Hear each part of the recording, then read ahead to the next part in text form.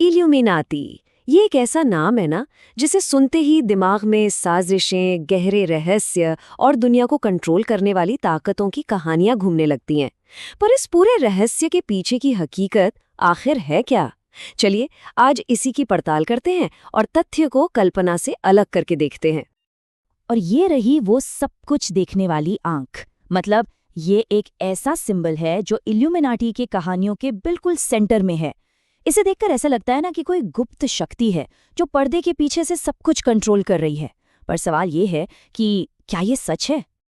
और यहीं से एक बहुत ही दिलचस्प सवाल हमारे सामने आता है। क्या वाकई कोई ऐसे छुपे हुए नियम हैं, ऐसे कानून जिनसे ये पूरी दुनिया चलती है? और अगर हैं, तो क्या कोई सीक्रेट ग्रुप, कोई गुप्त समाज सच में उन पर महारत हासिल कर सकता है? अब देखिए, इल्यूमिनाटी की पूरी कहानी को ठीक से समझने के लिए सबसे पहले हमें यह समझना होगा कि ये कानून या लॉज हैं क्या, जिन पर वो कथित तौर पर काबू पाना चाहते थे। ये सिर्फ एक तरह के कानून नहीं है। हम बात कर रहे हैं वैज्ञानिक नियमों की, दार्शनिक सिद्धांतों की और यहाँ तक कि दैवीय आदेशों की भी। तो ठीक है, अब जरा इन कहानियों और मिथकों को थोड़ी देर के लिए साइड में रखते हैं और समय में पीछे चलते हैं, सीधा 18वीं सदी में, उस ऐतिहासिक इल्यूमिनाटी से मिलने जिसकी कहानी बिल्कुल अलग है। ये देखिए, जो असली ग्रुप था उसे बवेरियन इल्यूमिनाटी के नाम से जाना जाता था। और यकीन मानिए, इनकी कहानी आज हम जो सुनते हैं ना, उससे बहुत बहुत अलग थी। और इसे शुरू करने वाला कोई दुनिया पर कब्जा करने वाला विलेन नहीं था। इसके संस्थापक थे एडम वीशॉप्ट, जो कि कानून के एक प्रोफेसर थे। उनका मकसद दुनिया पर हावी होना नहीं, बल्कि प्रबोधन काल यानी एनलाइनमेंट के जो विचार थे उन्हें लोगों तक पहुंचाना था। उनके जो घोषित लक्ष्य थे वे दुनिया पर कब्जा करने के बारे में बिल्कुल नहीं थे, बल्कि उनका असली मकसद था अंधविश्वास से लड़ना, समाज में धर्म के बढ़ते असर का विरोध करना और सरकार की गलत नीतियों के खिलाफ आवाज उठाना। तो सवाल उठता है कि इतने बड़े बड़े इरादों वाले इस ग्रुप का आखिर हुआ क्या? चलिए अब जरा इनके छोटे से लेकिन उथल-पुथल भरे इतिहास पर एक नजर डालते हैं। हुआ ये कि एडोल्फ निगे नाम के एक बहुत ही कुशल व्यक्ति के आने से ये ग्रुप बहुत तेजी से फैला। उन्होंने जर्मनी भर से कई असरदार लोगों को, जैसे लेखकों, दार्शनिकों और अधिकारियों को इसमें शामिल कर लिया। लेकिन ग्रुप के अंदर ही परेशानियां बढ़ने लगी थीं, खास तौर पर संस्थापक वीशॉप्ट और भर्ती करने वाले निगे के बीच।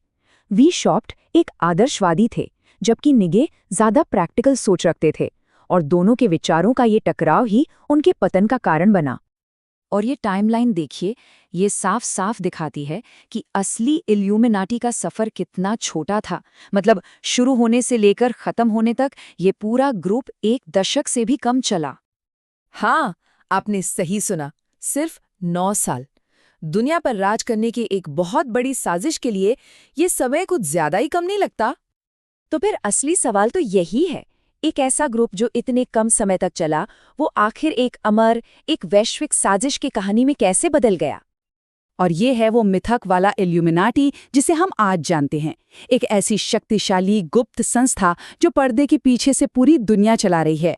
और ये कहानी असली ग्रुप के खत्म होने के बहुत बाद गढ़ी गई।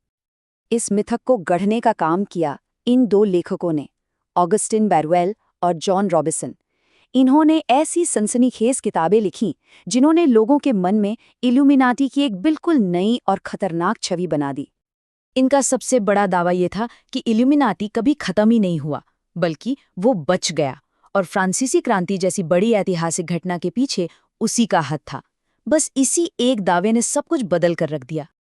और ये हमें आज के दौर में ले आता है, जहाँ इल्यूमिनाटीज का ये मिथक पहले से कहीं ज्यादा जिंदा और मजबूत है। पर सवाल ये है कि आखिर हम इस कहानी पर यकीन करना ही क्यों चाहते हैं? देखिए, ऐतिहासिक रिकॉर्ड बिल्कुल साफ है। आज जो भी ग्रुप खुद को इल्यूमिनाटी कहते हैं, उनका असली बवेरियन ग्रुप से कोई लेना देना है, इसका एक भी पुख्ता सबूत मौजूद नहीं है। वो कहानी 1780 के दशक में ही खत्म हो गई थी। तो फिर भी ये मिथक क्यों जिंदा है? क्योंकि ये हमारी इस उलझी हुई दुनिया के लिए एक बहुत आसान जवाब देता है। ये तसल्ली देता है कि कोई तो है जो सब कुछ कंट्रोल कर रहा है। आखिरकार ये सोचना कि एक सीक्रेट ग्रुप है जिसने दुनिया को चलाने वाले नियमों को समझ लिया है, ये इस बात को मानने से कहीं ज्यादा आसान और आरामदायक है कि दुनिया की बड़ी बड़ी घटनाएं अक्सर बिना किसी वजह, बिना किसी प्लान के बस हो जाती हैं। तो अंत में असली ऐतिहासिक इल्यूमिनाटी तो नाकाम रहा, लेकिन कहानियों वाला इल्यूमिनाटी आज भी जिंदा है। तो क्या असली रहस्य इल्यूमिनाटी के बारे में है या फिर हमारे बारे में? ये जो छिपी हुई ताकतों के लिए हमारा आकर्षण है, ये कंट्रोल और दुनिया को समझने की हमारी अपनी गहरी जरूरत के बारे में आखिर क्या बताता है?